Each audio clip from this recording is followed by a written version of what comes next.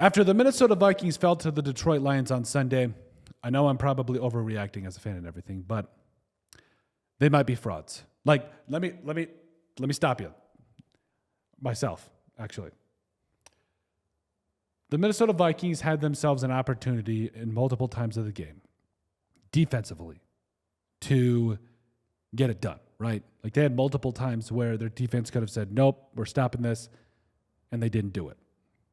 Well, then the offense, even though there were some glimpses of hope throughout that entire thing, Sam Darnold is still showing us that there's still glimpses of those old Sam Darnold traits, right? Where he makes bad decisions, underthrows footballs that get intercepted, and ultimately just doesn't get it done with his team. And so the Vikings, who sit now at 5-1 and are tied for first place in the NFC North with the Lions and everything, like, this loss hurts, but the Minnesota Vikings are, in my mind, they need to go back to like nobody talking about it, because that might be what needs to be done right now, because we might have jumped to the ship a little bit early on this Vikings defense because the Lions were able to do whatever they wanted. And the week before that, they were in their bye, but the week before that, they were literally a nose hair away from Aaron Rodgers picking them apart and throwing a game-winning touchdown.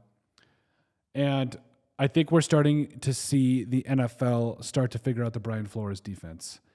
And it's frustrating.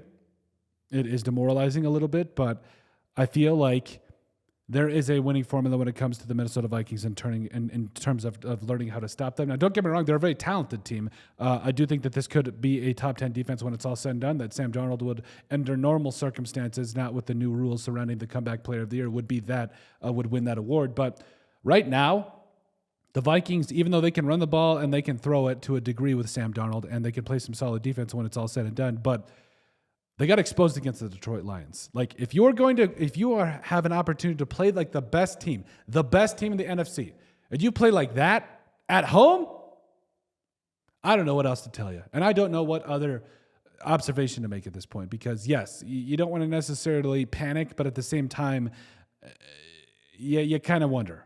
You definitely wonder, especially on a short week against the Rams, where you got to take care of business against the Rams. You have to.